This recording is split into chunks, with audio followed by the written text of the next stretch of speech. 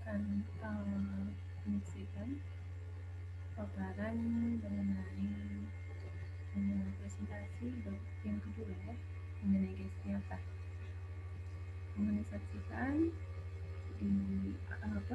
cermati dan baik banyak hal yang baru di sini sehingga kalian mau tidak mau memang harus menyaksikan tayangan ini ya, supaya pemahaman kalian bisa menjadi lebih baik lagi. Oke, bismillahirrahmanirrahim. Assalamualaikum warahmatullahi wabarakatuh. Apa kabarnya mahasiswa mahasiswi ibu yang membanggakan? Mudah-mudahan semua dalam kondisi sehat walafiat, tidak kekurangan satu apapun. Alhamdulillah kita ketemu lagi di pertemuan yang ketiga ini, dimana di pertemuan sebelumnya kita sudah membahas mengenai gas ideal, dan hari ini kita akan melanjutkan ke materi gas nyata ya. Sebelumnya ibu lihat di tayangan yang sebelumnya banyak sepertinya yang belum menyaksikan, sehingga ibu tetap akan mewajibkan semua mahasiswa untuk menyaksikan presentasi kuliah ini ya, untuk gas ideal dan gas nyata. Ini sebagai pengganti perkuliahan kita ya, karena kurikulum kita sekarang yang sifatnya daring, sehingga Anda harus mengikuti setiap kuliah ini dengan baik. Baiklah, kemarin pada pertemuan yang kedua kita sudah membahas mengenai gas nyata. Diingat kembali bahwa gas nyata itu memiliki sifat yang memang ideal, artinya dia suatu gas yang dibuat ideal di laboratorium dengan tekanan tertentu, dengan suhu tertentu, sehingga dia berkelakuan sangat sempurna gitu ya. Apa yang menjadi kesempurnaan dari gas ideal? Gas ideal sempurna karena dia dianggap, pertama, dia dianggap sebagai satu partikel yang tidak bermassa dan juga tidak memiliki volume atau volumenya diabaikan terhadap volume wadah karena saking kecilnya ya. Kemudian dia juga ketika bertemu dengan sesama atom gas yang lainnya dianggap tidak memiliki interaksi ya. Jadi kalau molekul atau atom dari gas sempurna itu ketemu saling berpapasan, maka itu tidak menimbulkan daya tarik menarik apapun. Anggapannya seperti itu ya. Kemudian gas sempurna juga ketika dia bertumbukan, maka tumbukannya akan menghasilkan tumbukan lenting sempurna. Artinya di sana tidak ada energi yang terbuang, terserap atau dipancarkan gitu ya. Sehingga energi akan dikembalikan sama besarnya dari energi awal yang dihasilkan. Nah, di pertemuan yang saat ini kita akan membahas kelanjutan dari gas ideal, yaitu gas nyata. Gas nyata seperti halnya namanya, ya dia jelas gitu ya. Dia adalah gas yang terdapat di alam, yang memang kita temui sehari-hari dan tidak diidealisasi di laboratorium. Jadi dia benar-benar real ada di alam ya. Oke, sebelum kita masuk ke gas nyata, Ibu ingin membahas dulu apa yang sudah Ibu tugaskan di pertemuan yang kemarin. Alhamdulillah sudah terkumpul lebih dari 90%. Ada 2 orang kalau tidak salah yang belum mensubmit tugasnya. Nah, mohon mengkonfirmasi ke Ibu kenapa tidak sampai tidak memberikan tugasnya gitu ya. Karena ini bagian yang penting dari proses perkuliahan kita adalah dengan mengumpulkan tugas yang sudah diberikan ya. Nah, kita lihat ini soal yang pertama. Soal yang pertama Ibu mengambil ada beberapa jawaban dari kalian, dari teman-teman kalian. Nah, kita lihat di sini. Nah, ada ini ya. Ada hidrogen yang kemudian dia punya volume 10 liter, suhu 300 dan tekanan 0,15 atm ya. Kemudian ditanyakan masanya berapa. Kalau ini dianggap gas ideal, maka kita boleh tentu saja boleh menggunakan atau memang harus menggunakan kesamaan keadaan gas ideal. di mana V kali V sama dengan INRT ya. Ada dua jawaban yang Ibu temukan yang berbeda. Yang satu jawabannya 0,12 gram, dan yang satu jawabannya 0,0609. Ternyata perbedaan itu terletak pada ini ya, terletak pada massa molar dari H2. Coba H2 massa molarnya berapa? 1 gram per mol atau 2 gram per mol? Ingat kembali, H hidrogen ya, gas hidrogen di alam itu dia bentuknya sebagai apa? Adakah gas hidrogen monoatomik? Ya, selama ini kita tidak mengenal gas hidrogen monoatomik. Dia di alam bentuk yang memang paling banyak di alamnya ya berbentuk H2 gitu ya. Sehingga massa molekuler reaktif yang kita gunakannya harus ini ya, 2 gram per mol. Jadi hasil yang benarnya yang seharusnya diperoleh untuk nomor 1 adalah 0,12 gram ya. Kemudian untuk yang nomor 2-nya ini diminta untuk menghitung tekanan total dan tekanan parsial untuk dua gas yang dicampurkan, yaitu hidrogen dan helium. Ibu lihat juga macam-macam jawabannya. Ibu ambil jawaban yang benar saja satu. Kesalahan juga banyak dari ini ya, massa molar. Massa molarnya untuk hidrogen 2, untuk helium 4, dan ini akan berpengaruh ke nilai jumlah mol yang dihasilkan ya. Ini adalah tekanan totalnya yang diperoleh 3,69 atmosfer, dan tekanan parsial untuk hidrogennya 2,46, dan tekanan parsial untuk heliumnya 1,217. Pada betul? Ya, mudah-mudahan betul semua ya. Kemudian jawaban untuk soal nomor 3, ini Anda diminta untuk membuat grafik ya volume terhadap suhu. Grafiknya kurang lebih seperti ini ya. Oke, lain kali kalau punya penggaris, pakai penggaris mungkin akan lebih baik ya, lebih nice, lebih indah. Oke, itu barangkali pembahasan sekilas mengenai tugas yang sudah Ibu berikan. Kita masuk ke pembahasan gas nyata ya. Ya, ini adalah tujuan yang diharapkan setelah mempelajari bab ini, maka Anda harus mampu menjelaskan satu persamaan virial, kedua persamaan Barthelot, ketiga pencairan gas, keempat isoterm gas nyata, kelima tabiat gas nyata, keenam persamaan gas van der Waals, ketujuh persamaan gas van der Waals dalam perhitungan, kedelapannya data kritis ya, untuk menghitung tetapan van der Waals, dan yang kesembilannya hukum keadaan sehubungan untuk mengevaluasi temperatur Boyle.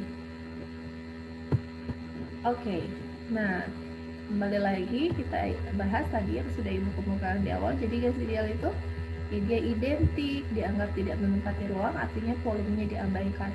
Tidak ada gaya tarik menarik antar molekul, kemudian molekul penyusunnya jika bertabrakan maka tabrakannya akan berlangsung lenting sempurna ya. Ini ilustrasinya. Jadi dia dianggap masing-masing ya, seperti itu. Nah, bagaimana dengan gas nyata? Gas nyata tentu saja berkebalikan dengan gas ideal. Karena dia dianggap besar, gas nyata itu, maka dia volumenya tidak bisa diabaikan. Begitu juga dengan masanya. Sehingga gas nyata jelas dia memiliki volume, gitu ya. Volumenya harus diperhitungkan. Kemudian, jika gas nyata ini bertemu dengan molekul gas nyata yang lainnya, maka tentu saja akan terjadi interaksi. Ya, interaksi, dan ini bisa gaya tarik menarik, bisa gaya van der Waals, bisa gaya-gaya yang lainnya bekerja, mungkin dipol, saat atau apa.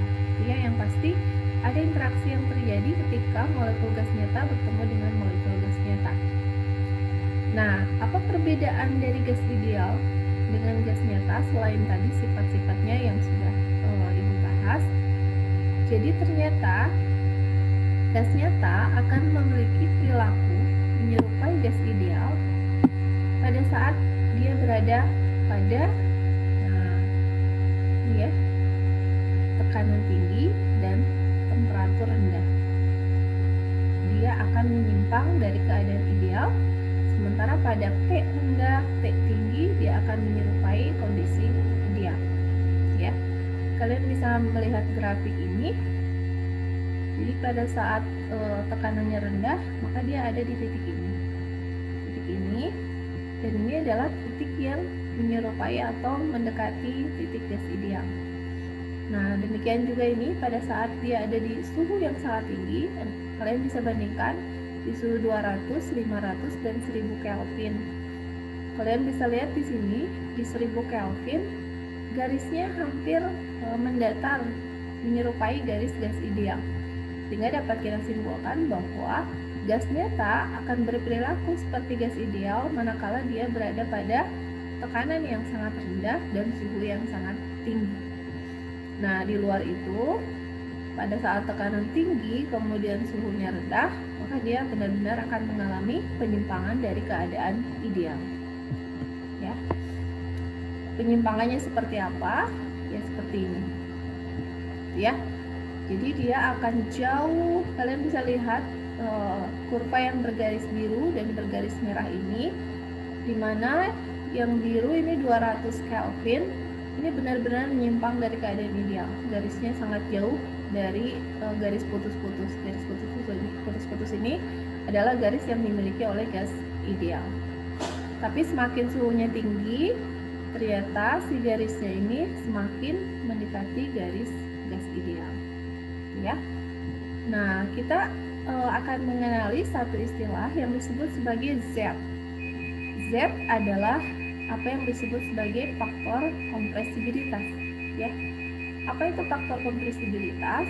Jadi faktor kompresibilitas itu adalah suatu faktor untuk membandingkan keadaan yang nyata dari keadaan yang ideal. Ya. Nah, kenapa harus dibandingkan? Nah, supaya menjadi satu parameter atau tolak ukur di mana gas ideal itu punya Z sama dengan 1. Sementara untuk gas nyata dia punya Z 0,6 sampai 2,2.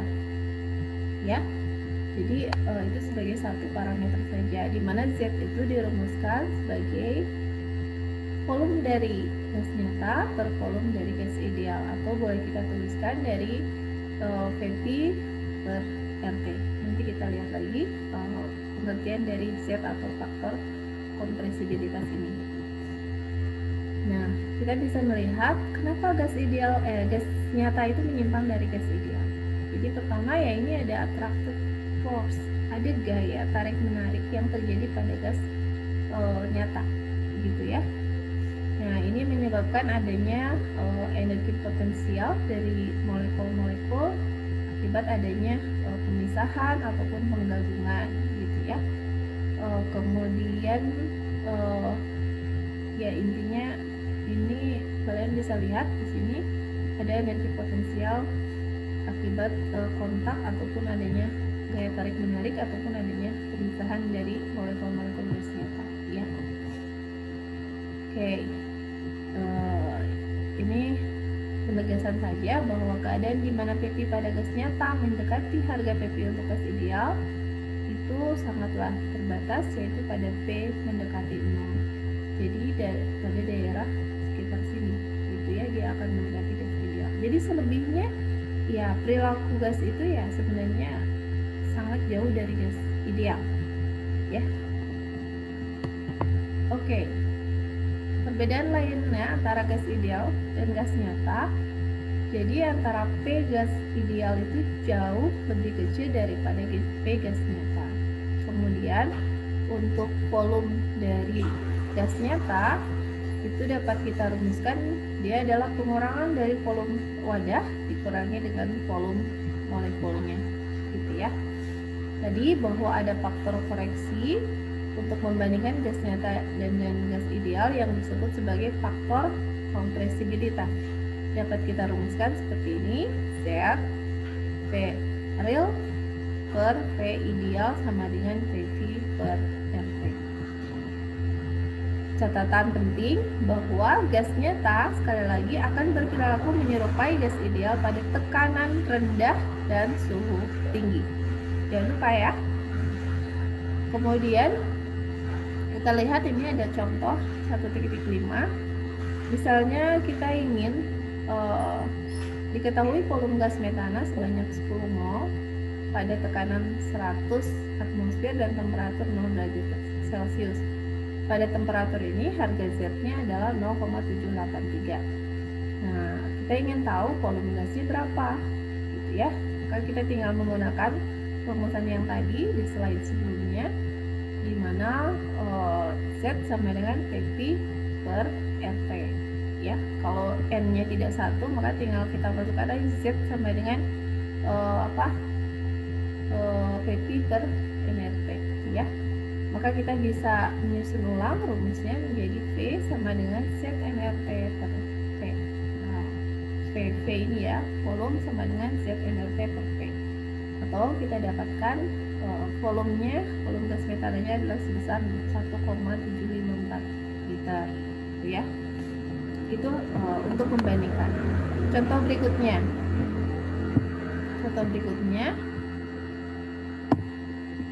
sejumlah tertentu metana menempati volume 0,138 liter pada tekanan 300 atmosfer dan temperatur 200 derajat Celcius. Berapa volume gas pada tekanan 600 atmosfer dan temperatur 0 derajat Celcius? Harga Z untuk masing-masing tekanan tersebut adalah di 300 1,376 dan di 600 atmosfer 1,067. Maka kita tinggal bandingkan aja. Kalian bandingkan P1 Pi1 per P1 Pi2 sama dengan Z1 nRT1 per Z2 nRT2. Maka kalau sudah mendapatkan perbandingannya, ya kita akan bisa menemukan P2-nya dengan mudah, ya. Sehingga volume metana pada 600 atm dan 0 derajat Celcius adalah 0,051 liter. Oke. Karena kita bicara gas nyata, maka tentu saja kita akan berbicara juga mengenai persamaan pada gas nyata. Ya, persamaan gas nyata. Karena gas nyata tadi secara sifat juga memiliki perbedaan yang sangat mencolok dibandingkan persamaan gas ideal, maka tentu saja secara matematis pun akan mengalami perubahan. Nah, dalam hal ini seorang ilmuwan yang bernama Van der Waals kemudian mengoreksi persamaan keadaan gas ideal itu, gitu ya. Dia mengoreksi untuk koreksi tekanan. Dia mengatakan bahwa untuk P gas nyata itu adalah P ideal dikurangi P kohesi. Apa itu P kohesi? Jadi P kohesi itu adalah tekanan yang diakibatkan oleh gaya kohesi. Gaya kohesi adalah gaya yang tarik-menarik antar molekul yang sedang menumbuk dinding, gitu ya. Jadi ada gesekan sama dinding juga, gitu, seperti itu. Nah, dirumuskan oleh Van der Waals, P kohesi itu akan sebanding dengan N kuadrat per V kuadrat, ya. Persamaannya yang ini. Nah, kemudian Van der Waals juga merumuskan bahwa ada suatu konstanta di sini yang mendampingi N kuadrat, di mana P kohesi itu sama dengan A dikali N kuadrat per V kuadrat, di mana A adalah suatu konstanta koreksi untuk tekanan. Maka kita bisa rumuskan bahwa P untuk gas nyata adalah atau sama dengan P ideal dikurangi A dikalikan N per V dalam kurung kuadrat. Itu adalah faktor koreksi untuk tekanan. Nah, volumenya pun sama. Volumenya pun mengalami koreksi dari volume gas ideal, di mana faktor koreksi volume adalah B untuk N molekul gas. Jadi, volume fisik gas nyata itu adalah volume gas ideal dikurangi mol dikalikan B. Apa itu B tadi ya? Bahwa B itu adalah faktor koreksi untuk volume. Sehingga bisa kita rumuskan V untuk gas nyata sama dengan P gas ideal dikurangi NB. Nah, dari dua faktor koreksi tadi, faktor koreksi untuk tekanan dan faktor koreksi untuk volume, maka persamaan gas van der Waals, ini van der Waals ya, mohon maaf, ini persamaan gas van der Waals, maka perumusannya akan menjadi seperti ini, di mana P plus N kuadrat A per P kuadrat dikalikan P min ND sama dengan nRT. Ya, ini adalah persamaan gas van der Waals. Ya, catatan pentingnya bahwa AN kuadrat per V kuadrat harus menyatakan tekanan, maka satuan konstantanya adalah atmosfer liter kuadrat per mol kuadrat. Sementara untuk faktor B, faktor koreksi untuk volume, harus sesuai juga dengan satuan volume. Ya, biasanya menggunakan liter per mol. Ya. Maka boleh kita tulis ulang persamaan keadaan untuk van der Waals itu adalah P plus N kuadrat A dibagi dengan V kuadrat dikalikan V min NB sama dengan RT. Nah, persamaan gas van der Waals ini bisa kita turunkan untuk mendapatkan titik kritisnya. Nah, bagaimana kita mendapatkan titik kritisnya? Kita harus menurunkan dengan sebanyak 2 kali turunan. Jadi turunan pertama dengan turunan kedua, gitu ya. Nah, kalian turunkan persamaan keadaan gas van der Waals ini untuk mendapatkan titik kritisnya. Turunkan persamaan P terhadap V. Jadi kita akan menurunkan dou P per dou V. Yaitu turunan pertamanya dibuat sama dengan 0, juga turunan keduanya dou kuadrat P per dou V kuadrat, itu juga dibuat sama dengan 0. Kemudian nanti kita akan susun ulang hingga kita mendapatkan konstanta kritisnya. Jadi konstanta kritis itu apa? Konstanta kritisnya ada 3 konstanta kritis, yaitu temperatur kritis, volume kritis, dan tekanan kritis, gitu ya. Nah, Ibu sampaikan di sini hasil penurunannya untuk turunan pertama dou P per dou V pada T tetap adalah min RT per V min B kuadrat plus 2A per V pangkat 3. Ya. Nah, hasil turunan keduanya adalah ini, dou kuadrat P per dou V kuadrat sama dengan 2RT per P min B pangkat 3 min 6A per P pangkat 4. Tugasnya yang harus kalian catat di buku masing-masing adalah untuk menurunkan persamaan keadaan gas nyata ini. Kalian tulis dari awal, kemudian turunan pertama, turunan kedua, sampai mendapatkan konstanta kritisnya. Tinggal mencatat sebenarnya, pelajari sendiri. Ini ada di modul halaman 1.37 sampai 1.40. Tugasnya tidak dikumpulkan, tapi ini wajib kalian lakukan sendiri supaya memperoleh pemahaman yang utuh mengenai penurunan persamaan gas van der Waals untuk mendapatkan tekanan, temperatur, dan juga volume kritis.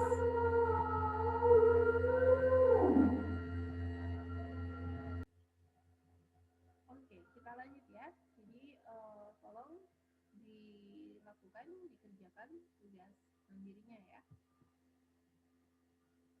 Nah, dari penurunan tadi ya, turunan pertama dan turunan kedua dari persamaan keadaan van der Waals tadi, maka kalian harus memperoleh titik-titik kritis ini. Jadi tujuan akhirnya adalah memperoleh titik kritis ini untuk membuktikan bahwa memang yang kalian peroleh itu sesuai dengan yang disampaikan di sini, di mana volume kritisnya adalah sama dengan 3B, tekanan kritisnya A per 27B kuadrat, dan temperatur kritisnya adalah 8A per 27 RB. Ya. Sementara konstanta A sendiri itu adalah 27 R kuadrat dikali PC kuadrat per 64 Pc. Dan untuk konstanta B itu sendiri dirumuskan sama dengan RTC per 8 Pc. Ya. Semua ini sebenarnya sudah ada di modul, jadi kalian tinggal membaca, memahami sendiri, dan kalau ada yang tidak dipahami, tinggal ditanyakan di forum diskusi yang itu sediakan di LMS. Nah, ini adalah beberapa tetapan kritis untuk gas. Jadi tetapan kritis itu volume kritis, tekanan kritis, itu akan berbeda-beda untuk masing-masing gas, ya. Ini ada tabelnya untuk NH3, air dan seterusnya, ya. Itu tidak perlu kalian hafal, ini cukup dipahami saja karena nanti kalau di ujian akan disediakan tabelnya, ya. Kita lihat contohnya. Hitunglah tekanan suatu sistem gas yang terdiri dari 1 mol gas CO2 dalam volume 0,5 liter pada 50 derajat Celcius. A dengan menggunakan persamaan gas ideal, B dengan menggunakan persamaan van der Waals. Jadi soal ini untuk membandingkan pada mol yang sama, volume yang sama, temperatur yang sama, apakah menghasilkan volume yang sama? Jika 1 diasumsikan sebagai gas ideal, 2 diasumsikan sebagai gas nyata atau van der Waals, ya. Kita lihat, dihitung menggunakan persamaan gas ideal, PV sama dengan nRT, maka diperoleh nilai tekanannya sebesar 53 atmosfer. Sementara kalau dia dianggap sebagai gas nyata, ternyata tekanannya diperoleh lebih kecil, ya, sekitar 43,6 atmosfer, gitu ya. Oke, jadi seperti itu ada pengurangan dari tekanan, ya, ketika dia dianggap sebagai gas nyata. Ini latihan untuk berlatih di rumah, silakan dikerjakan masing-masing. Latihannya yang ini tidak perlu dikumpulkan juga, ya. Jadi tugas yang perlu kalian lakukan di rumah tadi, ya, penurunan kesamaan keadaan gas van der Waals, kemudian latihan yang ini untuk berlatih saja. Yang kedua adalah persamaan keadaan virial. Jadi yang tadi adalah van der Waals, yang ini adalah namanya virial. Nah, virial itu diambil dari virial itu persamaan matematik, ya. Nah, kenapa persamaan keadaan virial ini muncul? Ternyata dilatar belakangi karena persamaan gas van der Waals itu tidak dapat menggambarkan perilaku gas pada tekanan tinggi, gitu ya. Jadi ada kelemahan, sehingga lahirlah persamaan keadaan virial. Nah, suatu persamaan yang dapat menggambarkan perilaku gas pada tekanan tinggi ini dikembangkan oleh Kamerlingh-Onnes, ya, yang kita sebut persamaan virial ini. Nah, kalian bisa amati bentuknya seperti ini, di mana P kali P bar, ketemu, ya, ini artinya sama dengan RT dikalikan dalam kurung 1 plus B per P bar plus C per P bar pangkat 2 plus D per P bar pangkat 3 dan seterusnya. Kalau ada misalnya B, C, D, E per P bar pangkat 4 dan seterusnya. Apa itu B, C, D, dan seterusnya? Itu yang kita sebut sebagai koefisien virial. Ada koefisien virial kedua, ketiga, keempat, dan seterusnya. Koefisien virial tersebut merupakan fungsi temperatur dan bergantung kepada jenis gas. Jadi beda gas, beda temperatur, sudah beda lagi nilainya, gitu ya. Persamaan 1.39 ini bisa kita ubah menjadi persamaan pada 1.40 ini. Maka kita bisa merubah menjadi P kali P bar sama dengan RT 1 plus B aksen kali P. Kenapa jadi P? Ya tinggal kalian substitusi aja. P dengan P itu kan berbanding terbalik, ya. Maka P jadi ke atas. B aksen P plus C aksen P kuadrat plus D aksen P pangkat 3 dan seterusnya. Gitu ya. Nah, ini pun kalau kita sesuaikan untuk gas van der Waals, kita tinggal masukkan faktor kompresibilitas, ya. Di mana Z-nya sama dengan P bar per RT sama dengan 1 plus B per V bar plus C per V bar pangkat 2. Ini untuk gas Pandolos, senjata Pandolos ya. Oke. Bisa kita ubah lagi bentuk yang tadi menjadi seperti ini. Ya, untuk gas ini, untuk gas Van der Waals, di mana Z sama dengan PV bar per RT sama dengan 1 per 1 min B per V bar dikurangi A per RT V bar. Ini adalah pengubahan dari bentuk yang 1.41 gitu ya. Ini kedua-duanya dibentuk dalam bentuk Z atau faktor kompresibilitas ya, fungsi volume gitu. Nah, sekarang katanya pada suhu yang lebih tinggi harga 1 per V itu ternyata dia sangat kecil nilainya, sehingga kita boleh mengabaikannya ya. Jadi 1 per V, 1 per volume itu sangat kecil sehingga boleh diabaikan. Sementara pada tekanan rendah, volume gas sangat besar dan nilai B per V barnya menjadi kecil dibandingkan dengan 1. Sehingga suku pertama yang ini ya, pada ruas persamaan 1.42 itu dapat diselesaikan dengan menggunakan deret matematika. Ingat kembali ketika kalian belajar kalkulus, barangkali pernah mendapatkan rumusan deret di mana 1 per 1 min X sama dengan 1 plus X kuadrat plus X pangkat 3 dan seterusnya. Maka persamaan 1.41 itu dapat kita tuliskan menjadi Z sama dengan 1 plus B min A per RT dikalikan 1 per V plus B per V bar dalam kurung pangkat 2 dan seterusnya. Dari mana persamaan ini didapatkan? Kita mengadopsi dari deret ini ya, dari rumus deret ini. Nah, kalau kita bandingkan persamaan 1.41 pada slide sebelumnya dengan 1.43 ini, maka kita akan mendapatkan nilai B besar itu apa? Koefisien imperial 2 itu nilainya apa? Itu sebesar B besar sama dengan B kecil min A per RT. Dan C besarnya atau koefisien imperial keduanya adalah ketiganya C sama dengan B kuadrat. Ya, bisa dipahami bukan?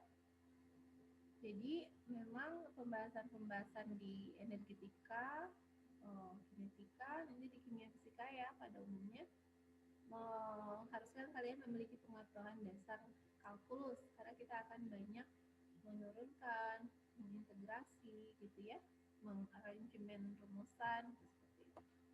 Tapi tidak apa-apa, kita belajar sambil jalan. Persamaan keadaan lainnya yang harus kita kenal yaitu persamaan Barthelot. Ya, persamaan Barthelot. Persamaan Barthelot ini kenapa dia harus lahir? Jadi pada tekanan rendah sekitar 1 atmosfer atau bahkan lebih rendah.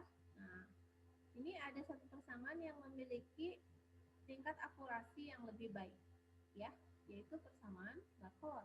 Ya, dirumuskan oleh seorang ilmuwan yang namanya Barthelot. Persamaan Barthelot ini karena dia lebih teliti, otomatis biasanya yang lebih teliti dia lebih rumit, ya. Jadi rumusannya P sama dengan RT per P V bar dikalikan dalam kurung 1 plus 9 PTC per 128 PC kali T dalam kurung 1 min 6 PC kuadrat per T kuadrat. Lumayan ya. Ini juga sama, kita bisa menentukan kondisi kritis dari persamaan Barthelot ini. Tinggal kalian turunkan, turunan pertama sama dengan 0, kemudian turunan kedua juga sama dengan 0. Maka kita akan mendapatkan temperatur kritis, tekanan kritis, dan volume kritisnya. Kalau mau nyoba, silahkan dicoba sendiri di rumah ya. Kemudian ada yang disebut sebagai temperatur Boyle. Apa yang temperatur Boyle? Temperatur boil didefinisikan sebagai temperatur di mana plot nilai Z terhadap tekanan itu mendekati garis Z sama dengan 1. Artinya apa? Artinya dia mendekati keadaan ideal, ya. Atau secara matematis dapat kita tuliskan dou Z per dou P pada P tetap itu sama dengan 0, ya. Nah, pada temperatur tersebutlah sifat dari gas itu akan mendekati keadaan ideal, ya. Contoh soal lagi. Tentukanlah temperatur boil untuk gas yang mengikuti persamaan Van der Waals. Ya, untuk menentukan temperatur boil, persamaan Van der Waals harus diubah dalam bentuk Z sebagai fungsi P. Jadi kalian ubah menjadi P sama dengan bla bla bla, gitu ya. Persamaan tersebut diturunkan terhadap P pada temperatur tetap dengan catatan V-nya si volumenya harus sangat besar. Ya. Bagaimana hasil turunannya? Kita lihat ini. Z sama dengan 1 plus B min A per RT dikali P per RT plus B kuadrat per RT kali P kuadrat. Maka kita turunkan terhadap dou Z per dou P. Diturunkan terhadap dou Z per dou P. Jadi si fungsi kompresibilitas ini diturunkan terhadap P yang kita anggap sebagai variabel adalah P-nya saja. Maka selain P, ini kita anggap sebagai apa? Konstanta. Ya. Maka yang harus kita turunkan sebenarnya yang perlu dilihat adalah P-nya saja. Ya. Hasil turunannya apa? Ya, P kuadrat diturunin jadi P. Gitu ya. Kemudian ini hasil turunan 1 kan 0 ya. P min A per RT. Nah, P kuadrat hasil turunan gimana? Masih ingat cara menurunkan? Ingat kembali ya. Cara menurunkan, jadi turunan itu pangkat kalikan ke depan. Jadi 2P, kemudian P kuadratnya dikurangi pangkatnya dikurangi 1. Gitu ya. Turunan seperti itu. Nah, hasil penurunan, kemudian si dou Z per dou P-nya dibuat sama dengan 0. Kemudian kita susun lagi. Nah, di sini mengatakan bahwa 1 per RTB ini tidak boleh sama dengan 0. Iya, kalau 0, kenapa kok tidak boleh sama dengan 0? Kalau 0 nanti hasilnya unlimited, tak terhingga. Ya, jadi tidak terdefinisi. Sehingga yang ini tidak boleh sama dengan 0. Maka yang boleh sama dengan 0 yang mana? Persamaan yang ini. B min A per RTB sama dengan 0. Maka karena ini dibuat sama dengan 0, maka kita bisa mendapatkan temperatur boilnya. Di mana temperatur boilnya kita peroleh sama dengan A per RB. Tidak terlalu sulit ya, bisa kalian pahami sendiri. Oke, kalau ada kesulitan nanti tinggal kalian tulis di forum diskusi dan ditanyakan. Alangkah baiknya ketika ada teman yang bertanya, kalian boleh membantu ibu untuk menjawab ketika ibu belum menjawabnya ya. Nanti kita akan saling berdiskusi. Tugas baca untuk bab ini, tolong kalian baca pencairan gas dan isoterm gas nyata di modul yang sudah ibu berikan, buku karangan Pak Mai ya dari IPI, itu di modul halaman 1.33 sampai 1.35. Tugas baca ya. Jadi jangan lupa untuk membaca ya. Membaca, tugasnya tadi ada 3. 1 tugas baca yang ini, kemudian tugas menuliskan ulang hasil penurunan persamaan gas Van der Waals, dan yang ketiganya tadi ada latihan. Nah, ada tugas yang perlu kalian kumpulkan, cek di LMS ya, tugasnya apa, 2 soal saja sebagai ibu ingin melihat pemahaman kalian sampai sejauh mana ya. Terima kasih atas perhatiannya. Mudah-mudahan apa yang sudah ibu share di sini bermanfaat untuk kita semua. Sekali lagi, kalau ada yang kurang paham, tulis pertanyaan kalian di forum diskusi yang ibu sediakan di LMS, atau boleh di kolom komentar di YouTube ya. Terima kasih, jaga kesehatan selalu. Jangan lupa kalau keluar rumah untuk selalu menjaga protokol kesehatan gunakan masker, jangan terlalu berjarak dekat dengan orang lain, ya. Jaga selalu kesehatan, cuci tangan pakai sabun, dan yang paling penting selain menjaga imun tadi ya, kesehatan, jaga iman selalu dimanapun berada. Terima kasih. Assalamualaikum warahmatullahi wabarakatuh.